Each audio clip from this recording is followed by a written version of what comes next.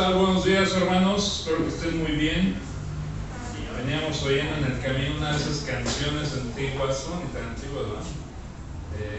Casting Crowns, ¿no? ¿Cómo se llama esa canción? Praising in the Storm. Tenía muchísimo que no oía esa canción, pero llegamos a algo punk aquí. Vamos a comenzar orando, hermanos. Padre, bueno, gracias, Señor, porque su socorro viene de ti, el hacedor de los cielos y la tierra. Padre, ayúdanos en esta hora mientras abrimos tu palabra. Háblanos a todos, danos corazones que escuchen, que vean y que sean llenos de fe, para que podamos apreciarte y adorarte y confiar en ti en medio de un mundo que no lo hace. Te damos gracias, Padre, en nombre de tu Hijo Jesucristo. Amén. Bueno, hermanos, estamos en Panorama del Antiguo Testamento, clase 23, el libro de Daniel. Te voy a pedir que vayas a tu Biblia y abras capítulo 1 de Pedro, ahí en el inicio, capítulo 1. Primera de Pedro, capítulo 1. Y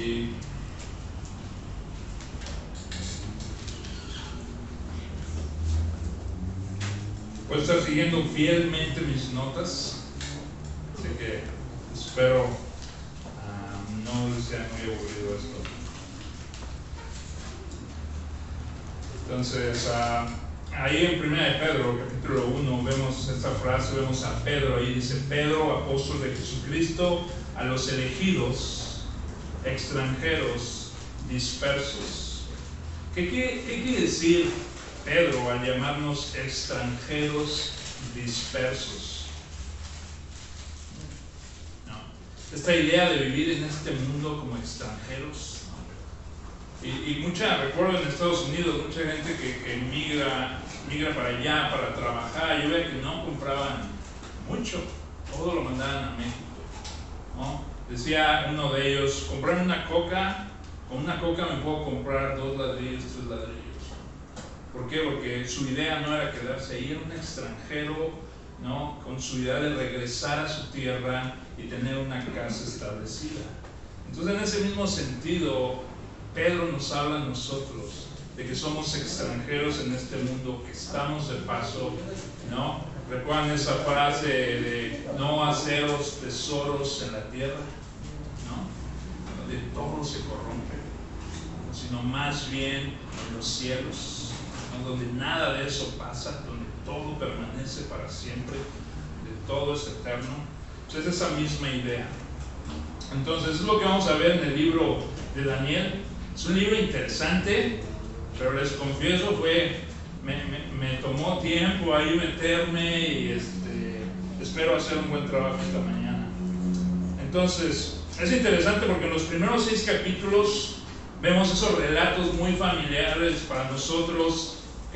Daniel, ¿qué viene a tu mente? ¿Qué historias vienen a tu mente? El pozo de los leones.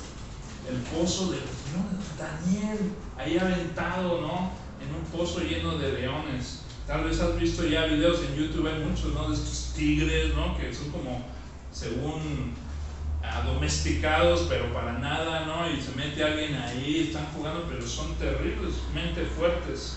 Entonces, Daniel es lanzado al pozo de los leones. ¿Qué otra historia? Hay una también muy familiar para muchos. El horno de fuego. ¿Recuerdan esa historia? ¿Quién sabe los nombres de esos 3 amigos de Daniel? Abed-nego. Ajá, es uno de ellos.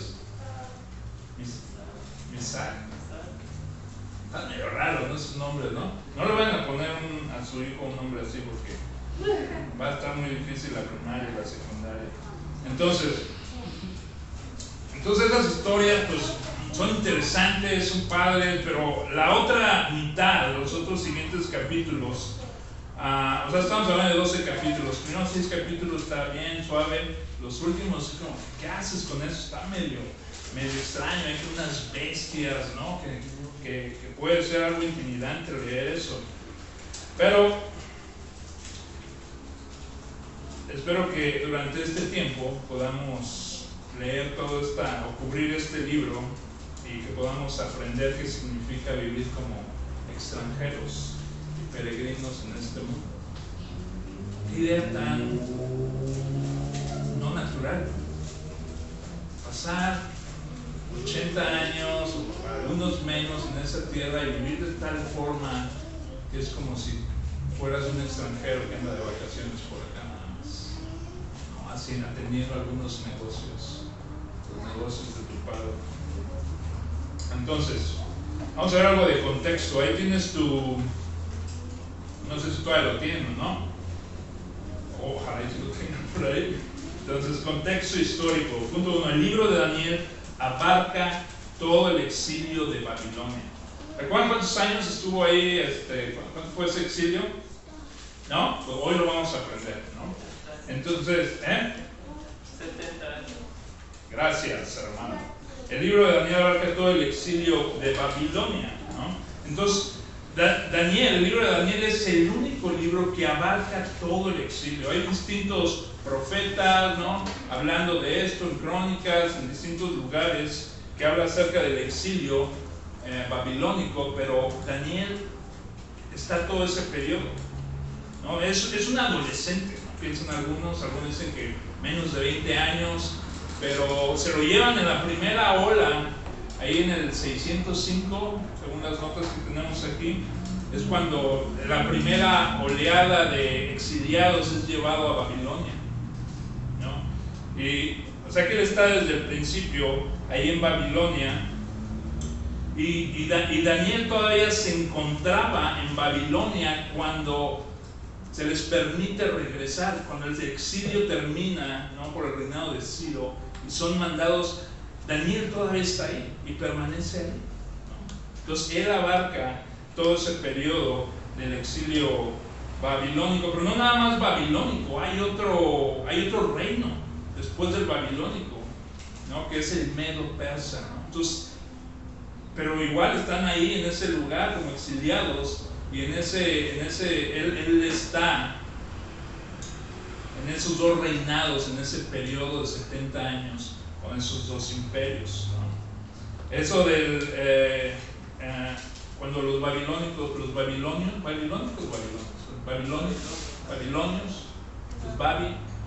cuando estos cuates son conquistados por los medos, fue más o menos en el 539 a.C. Entonces, los capítulos 1 al 4, capítulo 7 y 8 ocurren durante el reinado de los babilonios. Entonces, algo interesante aquí es que los capítulos no pasan en un orden cronológico, y eso es lo que lo puede hacer un poco interesante o difícil, ¿no? Entonces, pero tiene un porqué, ¿no? Hay un diseño en por qué se hizo de esa forma, ¿no? Los capítulos 1 al 4, y yo digo que 5, 7 y 8 ocurren durante el reinado de los babilonios. En el capítulo 5 se registra la caída del último rey de Babilonia, ¿no? Recuerda también esa historia, es muy familiar, ¿no? De una mano que aparece en medio de una fiesta de este rey y empieza a escribir en la pared unas palabras y nadie sabe qué significa eso, hasta que viene Daniel y da el significado. Eso fue el último rey de Babilonia. Entonces, y en el capítulo 9 y 6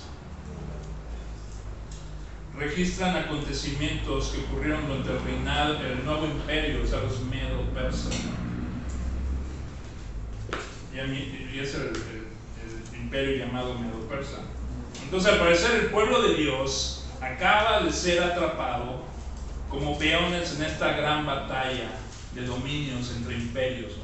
Y ahí está el pueblo de Dios en medio, ¿no? Se los llevan para allá, ¿no? Allá los tienen, pasan dificultades, luego llega otro imperio y conquista otro imperio y su situación parece que no cambia mucho, y así está, ¿no? ¿Te imaginas vivir así?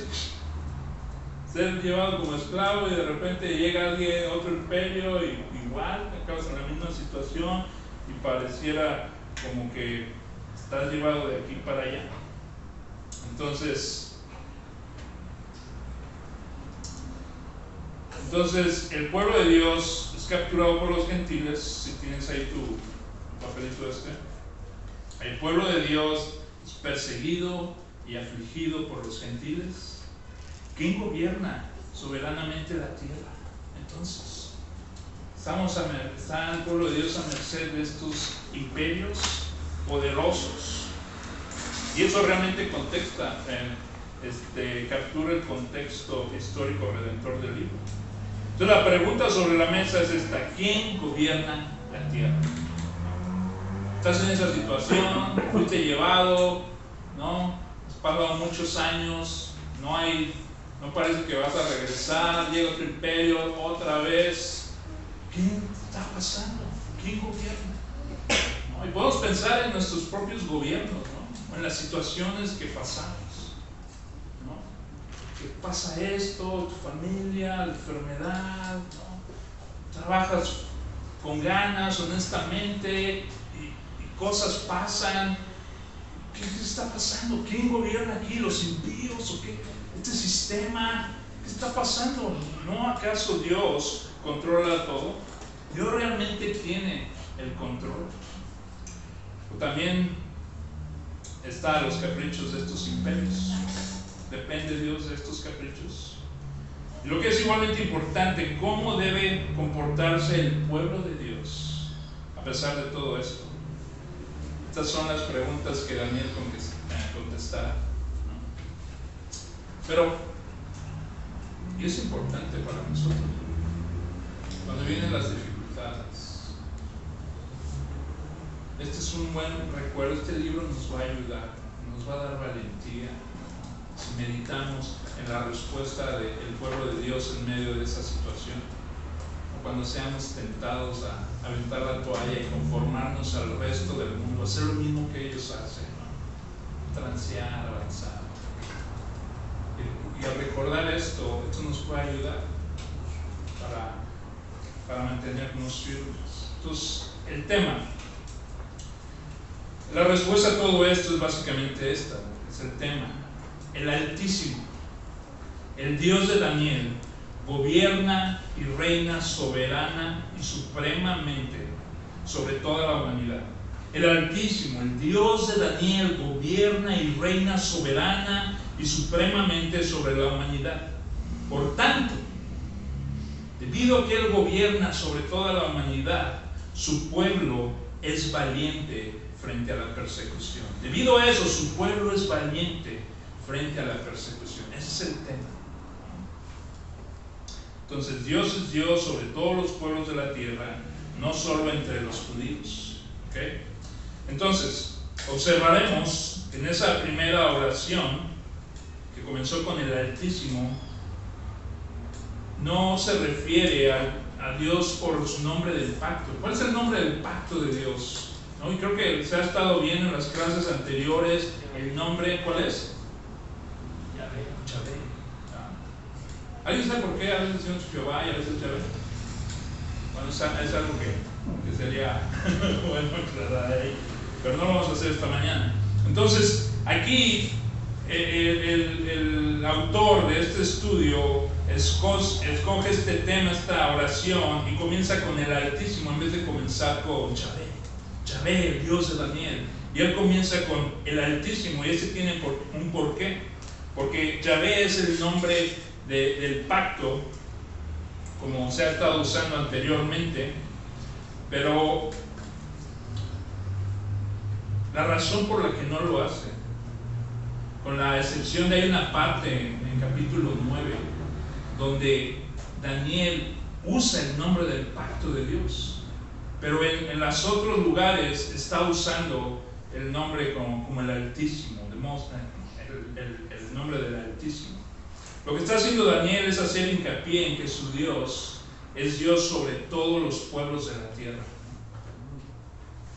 No nada más es el Dios de los judíos, no nada más es un Dios en medio de muchos dioses. Lo que hace Daniel al escoger este nombre, el Altísimo, es mandar un mensaje que nada más hay un Dios Altísimo sobre todos, no hay una competencia, es el Dios, el creador de los cielos y la tierra.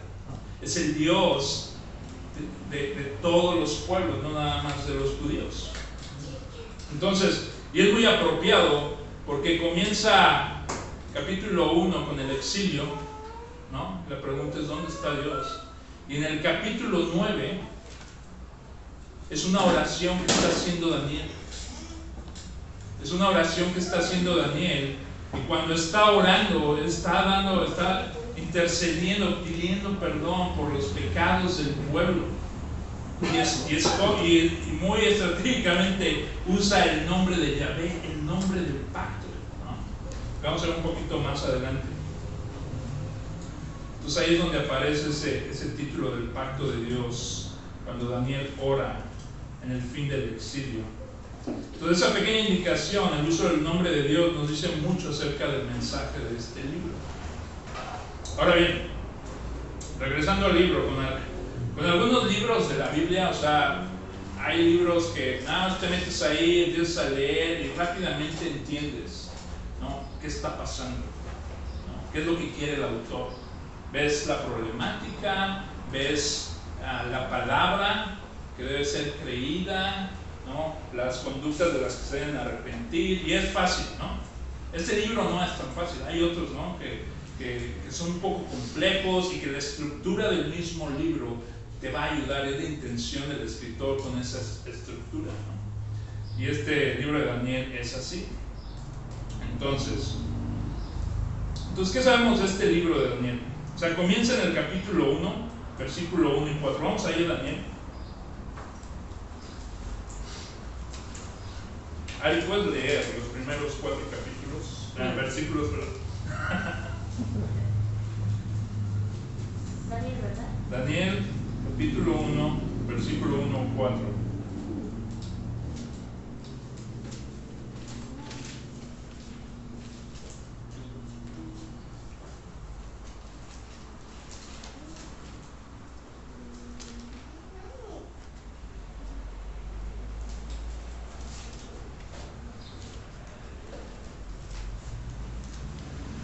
Tercer año del reinado de Joacim, el rey de Judá, vino Nabucodonosor,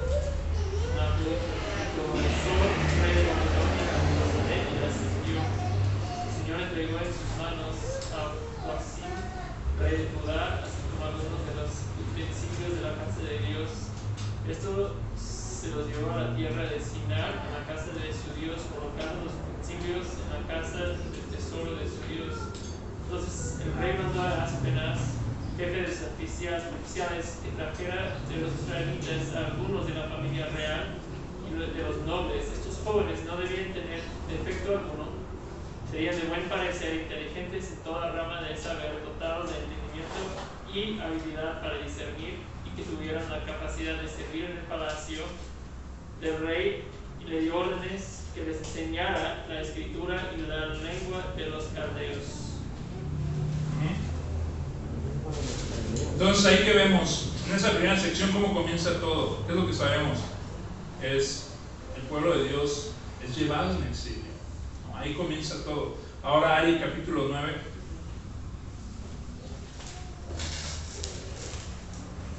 Dios consiguió a Daniel. Espera, te digo dónde.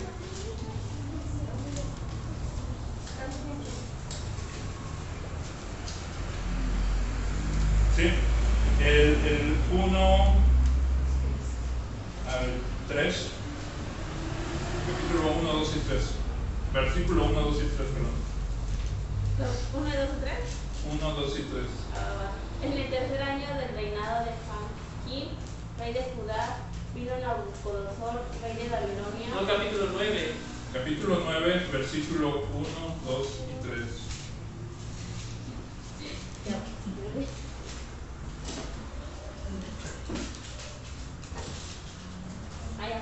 En el año primero de Darío, hijo de Asuero, descendiente de los Medos, que fue constituido rey sobre el reino de los caldeos, en el año primero de su reinado, yo, Daniel, pude entender en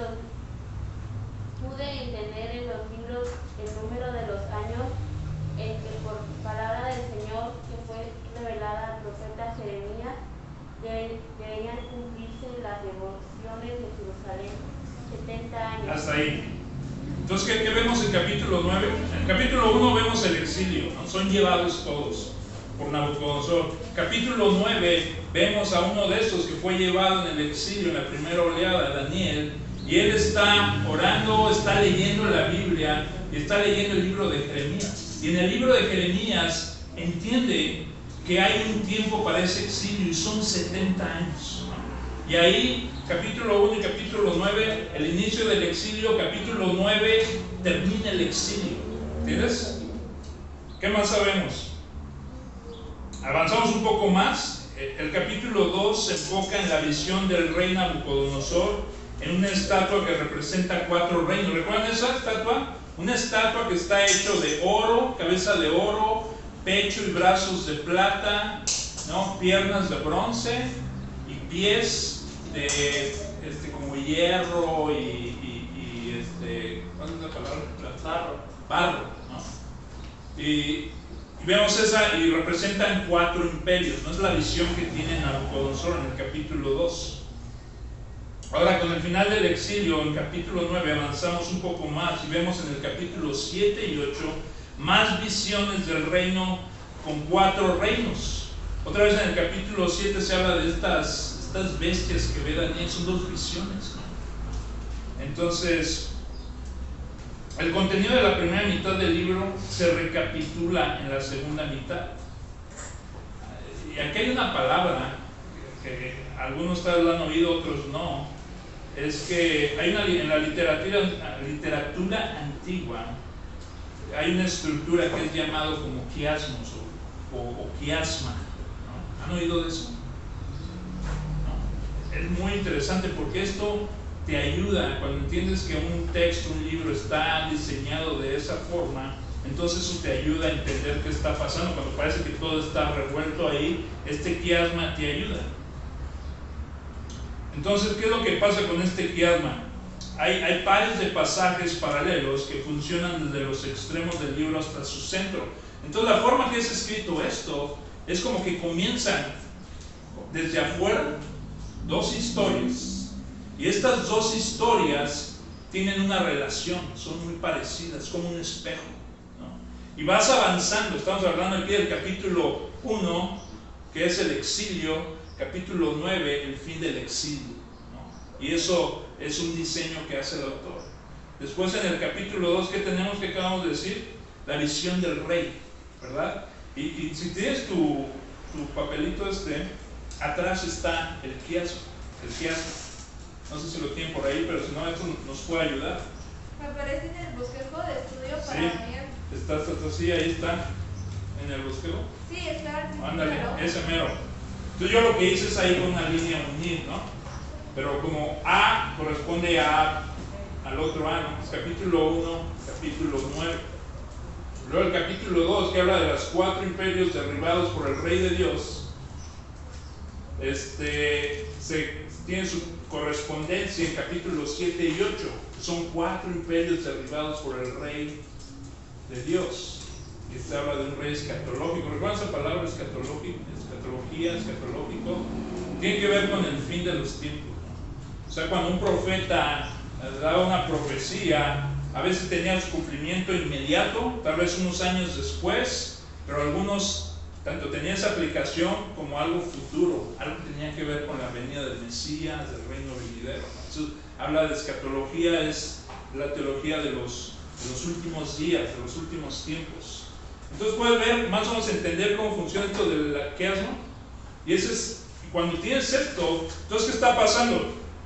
Tienes capítulo 1, capítulo 9 hablando del inicio, el fin del exilio. Luego tienes estas visiones, capítulo 2, capítulo 7 y 8, y todo se va cerrando al centro. Y el punto de esto es el centro, ¿no? Es ahí donde está lo importante. Todo es importante, pero el énfasis, el corazón del mensaje lo encontramos en el centro, y vamos a ver más adelante esto. Entonces, ese reflejo de quiasma lo vemos aquí como lo acabamos de ver, ¿no? Y el centro se encuentra en el capítulo 4, versículos 34 y 35. ¿Se puede decir ahí? Daniel 4, versículo 34 y 35. ¿Estamos ahí? Sí. Ok, voy a leer. Sígueme con la vista. Mas al fin del tiempo, yo, Nabucodonosor, eso como contexto es cuando recuerdan que Nabucodonosor se vuelve como una bestia porque se enorgullece. Dice, todo esto yo he hecho por mi poder, por mi gloria, ¿no? Y en ese momento ya había sido advertido por el profeta. Un año después pasa esto, se oyen unas palabras del cielo repitiendo lo mismo que el profeta Daniel le había dicho, y se convierte en una bestia comiendo pasto, y le dice hasta que te arrepientas, ¿no? Te humilles y reconozcas que solo Dios, ¿no? Estas son las palabras que pasan después de ese periodo, que dice que vuelve en sí, voltea a ver a los cielos. Estas son sus palabras. Sin embargo, mas al fin del tiempo, yo, Nabucodonosor, alcé mis ojos al cielo, y mi razón me fue devuelta. Y bendije al Altísimo, y alabé y glorifiqué al que vive para siempre, cuyo dominio es sempiterno, y su reino para todas las edades. Todos los habitantes de la tierra son considerados como nada, y Él hace según su voluntad en el ejército del cielo y en los habitantes de la tierra, y no hay quien detenga su mano y le diga, ¿qué haces? Y ese es el punto del libro. Dios ha humillado incluso al gran rey Nabucodonosor, conquistador de Judá. ¿Tú recuerdas la situación del pueblo de Dios? Es llevado por su desobediencia al exilio. Y está en medio de estos reinos, ¿no? Estos imperios, lo conquista uno, luego pasa al otro. ¿Qué está pasando? ¿Está Dios gobernando? ¿No? Y Dios humilla a Nabucodonosor, el gran rey, ¿no? Y ese es el mensaje, es que Dios es el que gobierna todo, y que Él levanta estos imperios y les da autoridad y poder, ¿no? Pero que viene de Él. ¿Ok? Ese es el punto del libro. Sin embargo, para mayor claridad, debemos señalar que algunos de los paralelismos en Daniel son bastante claros, otros no tanto, y cuando pasa eso hay distintas interpretaciones o cómo encaja eso, pero bueno, ahorita no tenemos tiempo para meternos en todo eso. Entonces simplemente observaremos dos cosas. Uno, el libro está construido alrededor de esta asombrosa humillación de los reyes de los hombres. Estos dos reyes. Al rato vamos a ver el segundo rey, ¿no? Si nos da tiempo, ¿no? El primero es Nabucodonosor, y luego está el otro, el último, que está en capítulo 5. Y dos, los relatos en la primera mitad pueden ayudarnos a entender las visiones de la segunda mitad. ¿Ok? Entonces, ¿cómo entramos en este libro? Para ayudarnos a comprender mejor la estructura, tomaremos los capítulos que están destinados a reforzarse mutuamente y vamos a mirar esos pasajes juntos. Empezaremos como decía, ahora vamos a empezar en vez de afuera hacia adentro, del medio hacia afuera. ¿Ok?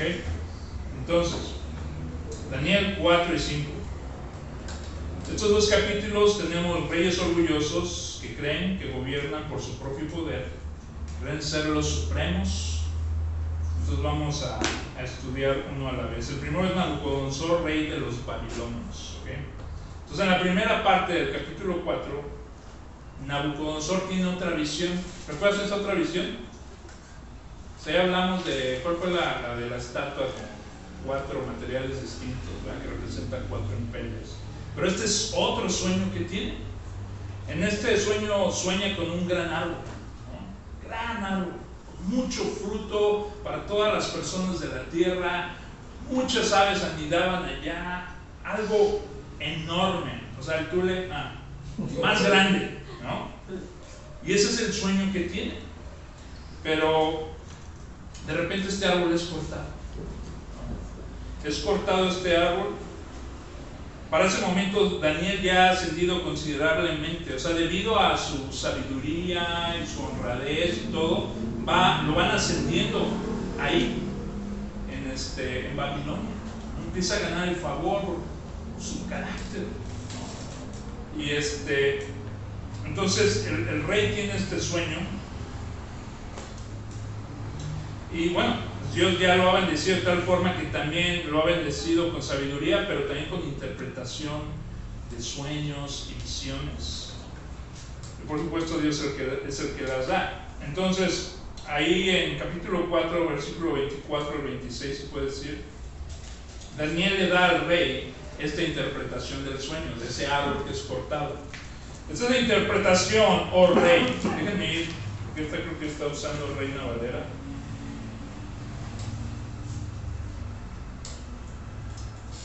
24 al 26.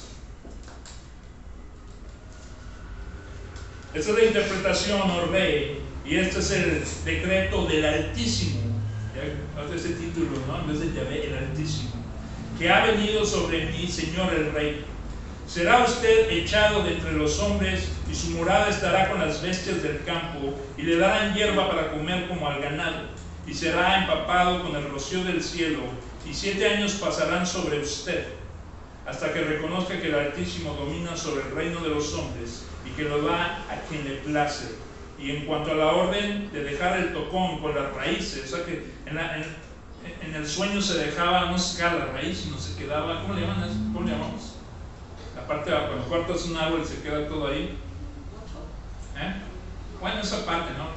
Y a veces se empieza a brotar nuevamente, ¿no? Entonces, dice, y en cuanto a la orden de dejar el tocón con las raíces del árbol, su reino le será afirmado después que usted reconozca que el cielo, que es el cielo el que gobierna. Eso es lo que es la interpretación que le da Daniel. Entonces, ahora bien, el texto no dice si Nabucodonosor creyó en ese momento o no. Lo único que sabemos es que pasa un año, está ahí viendo su imperio, se enorgullece y se vuelve una bestia, ¿no? A partir de ahí. Y después, a través de eso es humillado y él reconoce que Dios es el que gobierna todo. Se hace realidad esa profesión del versículo 31. Entonces, así termina la historia con Nabucodonosor pronunciando esas palabras en el versículo 37, lo que leí, Daniel 4.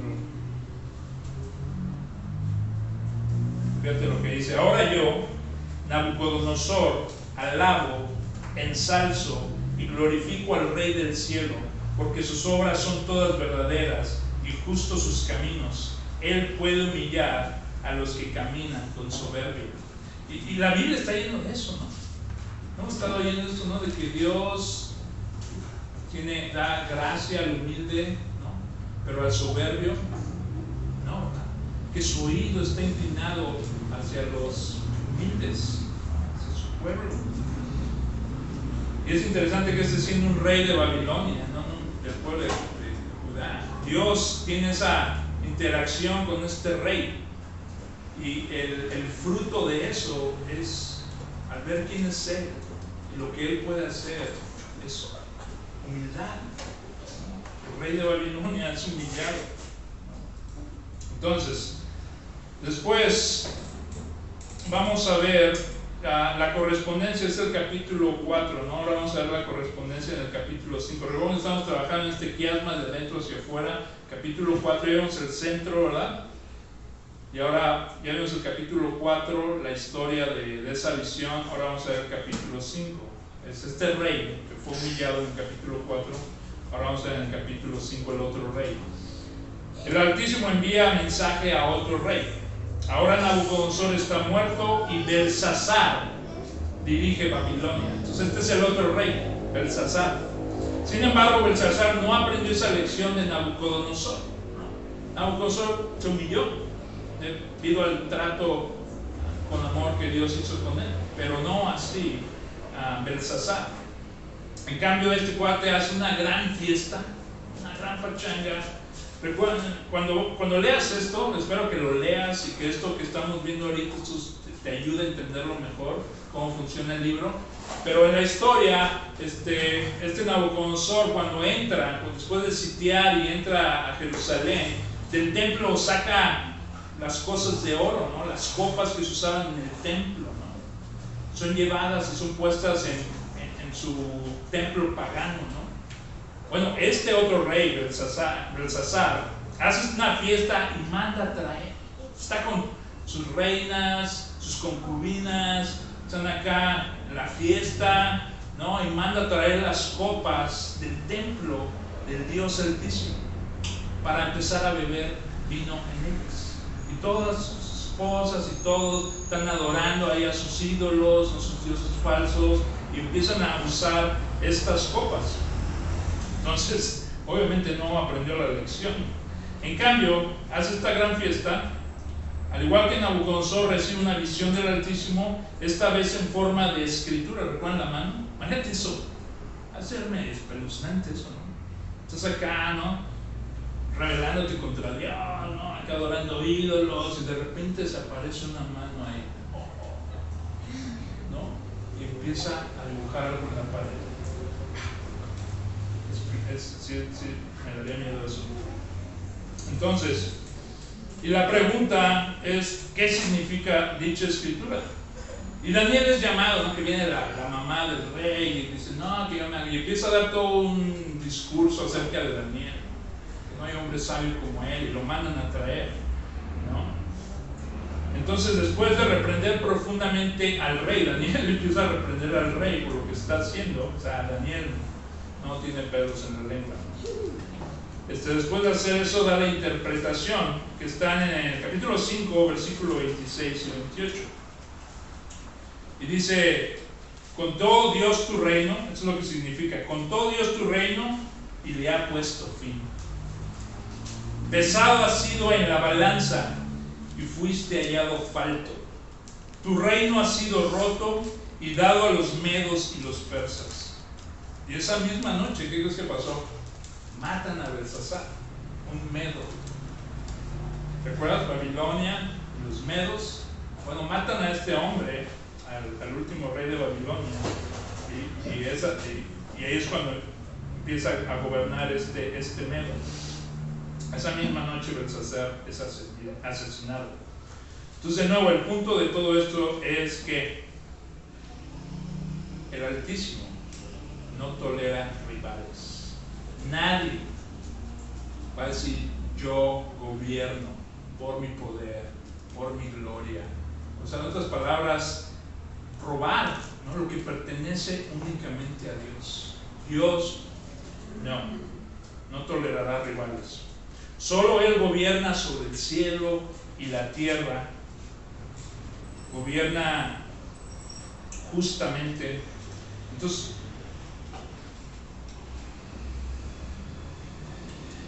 y lo mismo aplica para hoy en día. O sea, tratar de pensar en esto, o sea, cómo eso me ayuda, nos ayuda a nosotros. En medio de todo esto, hermano Roberto con su situación, ¿no? Sus operaciones anteriores, y ahora gracias a Dios, él parece que está poniendo su mano de favor sobre usted. Pero anteriormente, cuando estaba en el hospital y usted me contó, creo, la historia de cómo parecía que todo iba bien y de repente, no, algo está mal, ¿no? Y cómo una situación así nos debe de ayudar el hecho de saber que Dios gobierna, ¿no? Que Dios está por encima de los doctores, ¿no? Está dirigiendo sus manos, bendice los tratamientos o no, ¿verdad? Eso nos puede ayudar mucho, nos debe de ayudar mucho el saber eso. Entonces, ¿qué pasa aquí? No debemos de temer que el Señor sea destronado. ¿Y cuál es esta idea? O sea, cuando las cosas van terriblemente mal, cuando el desánimo, cuando, como dice alguien por ahí, cuando empiezas a oír la voz de la serpiente, cuando empiezas a creer eso, cuando empiezas a dudar de las personas, debemos recordar que Dios es el que sigue sentado en el trono. No debemos de creer esas otras mentiras que nos dicen, no, Dios está muy ocupado por allá, o tal vez no le importa, o mira mi vida, ¿no? Ya no le agrado, ya no tengo oportunidad. No. el domingo pasado, creo que fue cuando me tocó predicar, la historia del hijo pródigo. Así es nuestro Padre. Nos ama. Imagínate qué hizo el hijo pródigo. Sin embargo, el Padre ahí está. Si estás en Cristo, no debes de temer de que algo más, ¿no?, puede ganarle a Dios tu Padre. Él está gobernando. Nadie, ningún rey, ninguna institución puede derribar a nuestro rey, a nuestro Padre. El Altísimo no tolera rivales. Él nunca será destronado de su reino. Entonces, después de ahí, ya vimos capítulo 4 y 5, estamos trabajando del centro hacia afuera, ¿recuerdan? 4 y 5. Ahora vamos a 3 y 6.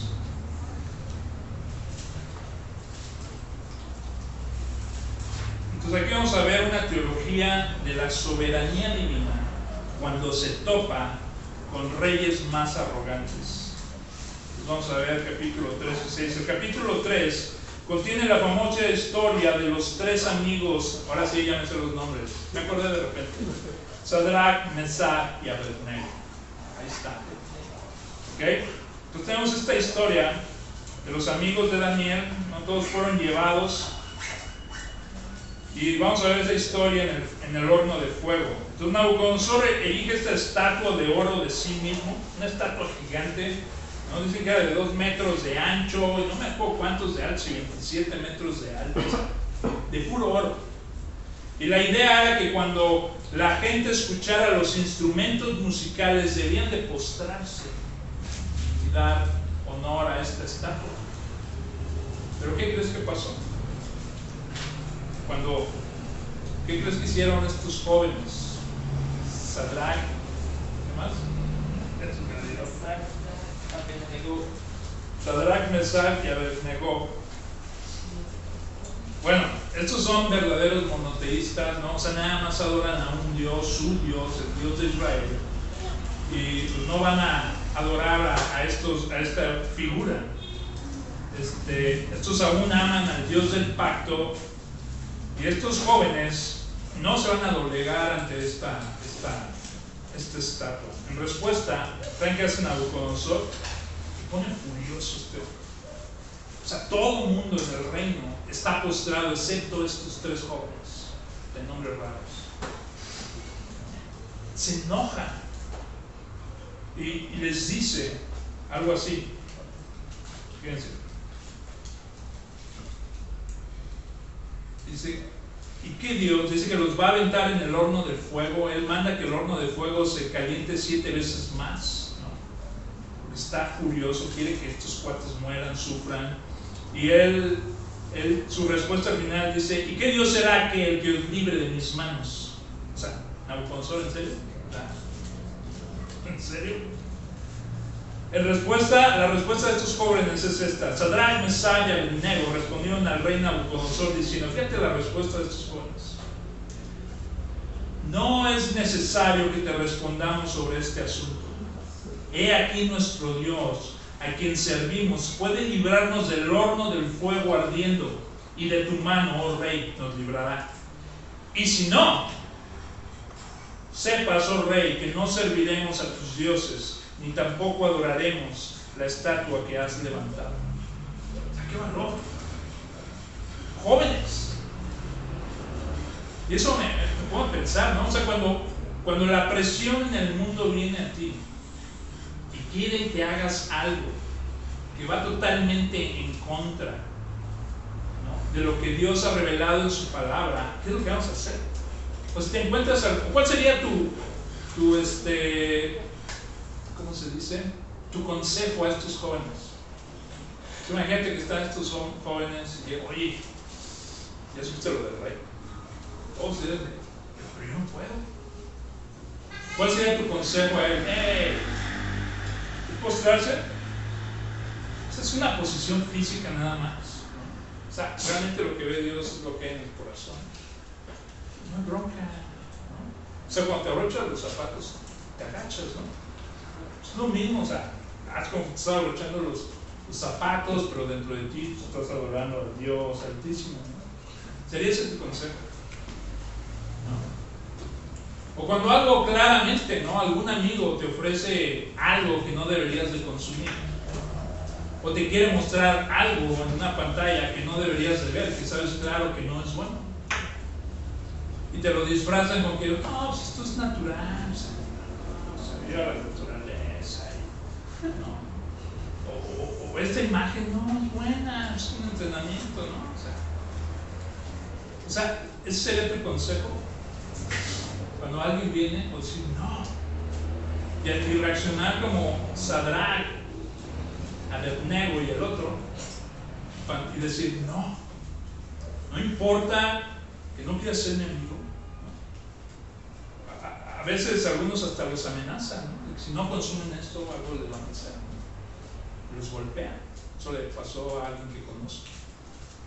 Es decir, pégame lo que quieras, pero yo, que sé que eso no honra a Dios. Y es muy, muy interesante la respuesta de estos jóvenes. O sea, eso es resistencia, es estar firmes. Entonces, como podrás imaginar, cuando respondes de esa forma ante un rey, ya sabes qué va a pasar. Tu destino está sellado al horno. Y es justamente lo que pasó. Entonces, lo calientan muchísimo el horno 7 veces, está bien enojado el rey. Nuestros cuates los amarran, ¿no? Sus soldados o su gente, sus siervos, los avientan al fuego, pero cuando antes de tratar de aventarlos, el fuego era tan fuerte que mueren los siervos del rey. Y estos 3 son aventados al fuego. Y de repente el rey dice que no eran 3 los que aventaron al horno. Sí, mi señor. ¿Y por qué veo 4? Y están caminando en el fuego y nada les pasa. Y el cuarto es como dice el hijo de los dioses, el hijo de los santos, algo así, no recuerdo muy bien ahorita eso. ¿Y qué es lo que pasa? Que son protegidos. Dios los protegió. Y no solo mandó algo ahí, sino Dios estaba ahí protegiéndolos. Y que ni su ropa se quemó, ni su cabello, ni olían a humo. Con lo que fueron amarrados, fue lo único que se quemó, creo. Y ahí están, ¿no? Firmes, a salvo. Increíble. Entonces, ahí en el versículo 28 y 30, 28 al 30 del capítulo 3, vamos a ver la respuesta de este rey Nabucodonosor. Entonces Nabucodonosor dijo: bendito sea el Dios de Sadrach, Mesach y Abednego, que ha enviado a su ángel y ha librado a sus siervos, que confiando en él desobedecieron la orden del rey y entregaron sus cuerpos antes de servir y adorar a ningún otro Dios excepto a su Dios. Y hace un decreto de que todo el pueblo, la nación o lengua que diga blasfemia contra el Dios de Sadrach, Mesach y Abednego sea descuartizado y sus casas reducidas a escombros, ya que no hay otro Dios que pueda librar de esta manera. Entonces los honra el rey.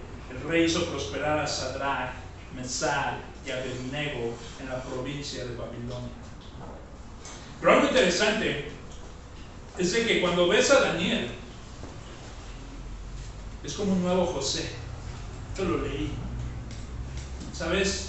Jóvenes los dos, son llevados a una tierra que no es suya, son fieles, Dios los prospera ahí, le tienden una trampa, ¿no? Acaban en un lugar injustamente y después son restituidos. Y es algo interesante verlo también a través de esos lentes, ¿no? Entonces, tenemos ya vimos el capítulo 2, no, ¿qué fue? 4 y 5, 3, ahora vamos a ver el 6. Entonces tenemos una historia similar, esta vez es el rey Darío y la fiel víctima judía, ¿saben quién es? Daniel.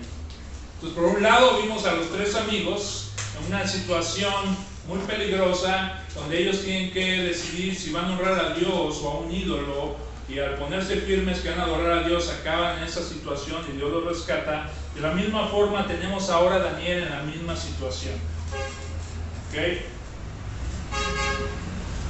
¿Qué pasó ahí? ¿Recuerdan más o menos? Ustedes no tienen mucho tiempo para leerlo, pero básicamente es de que Daniel ha sido subido en posición y en honra, ¿no? El rey confía en él. ¿Y sabes qué trae eso? Envidias. Trae envidias.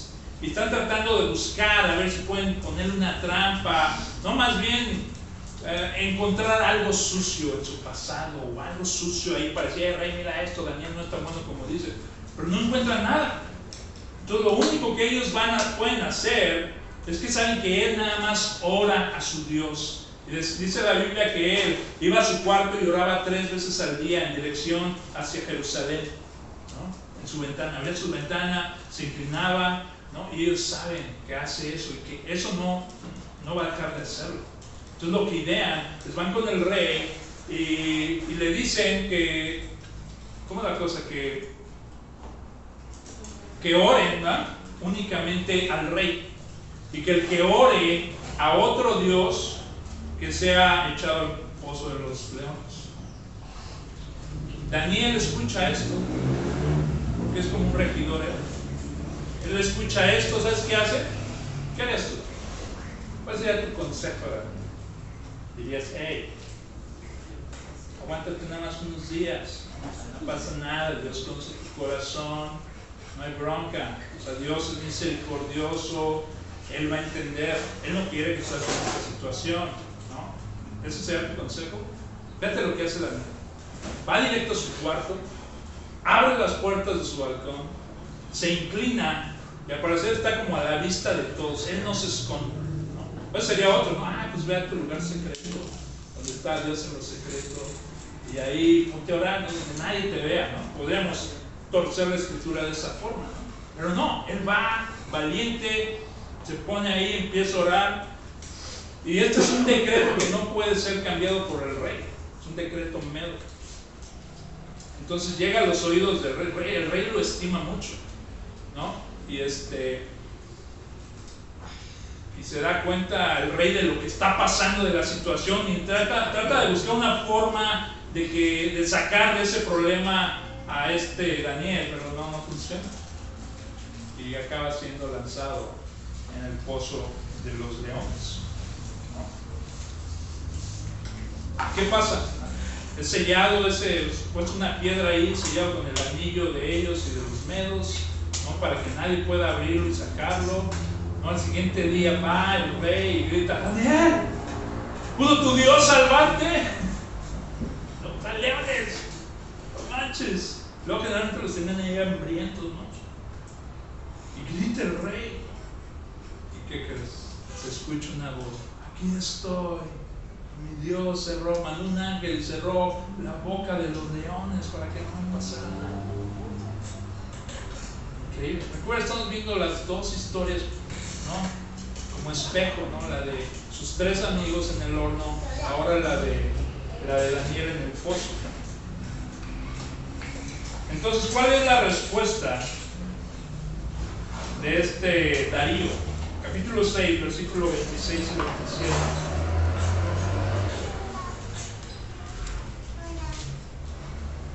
De parte mía, dice el rey Darío, se proclama un decreto de que en todo el dominio de mi reino todos teman y tiemblen delante del Dios de Daniel, porque Él es el Dios viviente, que permanece para siempre, y su reino no será destruido, y su dominio durará para siempre.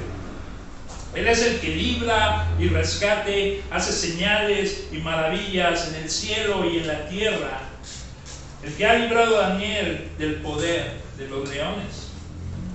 Y nos cuenta aquí que este mismo Daniel prospera durante el reinado de Darío y durante el reinado de Ciro el persa. ¿Cómo ven eso? Valentía, confianza. Y eso nos habla también de que nosotros, como cristianos, vamos a estar en esa situación. Siempre cuando decidas honrar a Dios. ¿Qué significa honrar a Dios? Cuando a los hijos le dicen honra a tu padre y a tu madre, ¿qué significa eso para ti? Es que confíes en ellos, que obedezcas, ¿no? Tal vez sí hay padres que hacen cosas malas, pero no por eso vas a decir a sus espaldas, no, es que mi papá sí, no sabe lo que dice, no, que lo honres como tu padre, como tu madre. De la misma forma, honrar a Dios es confiar en Él, es obedecer. ¿En dónde?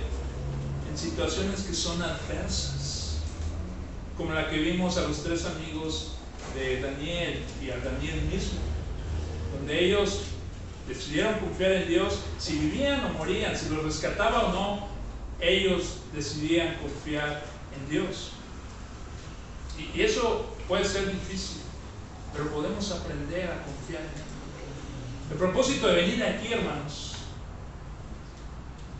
es que le conozcamos, ¿verdad? A través, hoy en la mañana, voy a cerrar con esto, no voy a poder terminar. Hoy en la mañana, Omarcito, un domingo, dijo algo así como que se puso bien emocionado de que quería ir a la iglesia. Y yo, vámonos, ¿por qué? Oyó algo de que íbamos a adorar a Dios, algo estábamos diciendo de eso, y él dijo, yo quiero ir porque voy a ver a Dios. Y eso siento en mi corazón. Y esta mañana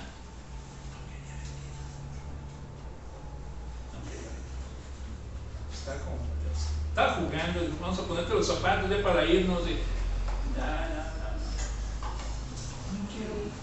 Y mientras le ponía los zapatos, vino a mi memoria la vez anterior cuando él quería venir.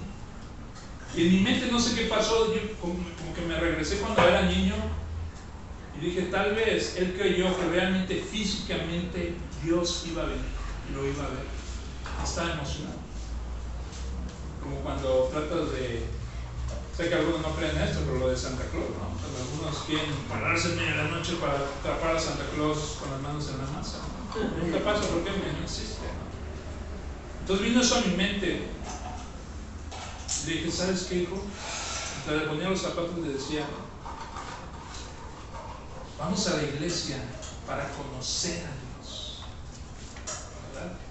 Estamos aquí para conocer a Dios. Y la forma que Él lo diseñó es que lo conozcamos por medio de lo que ha revelado en su palabra.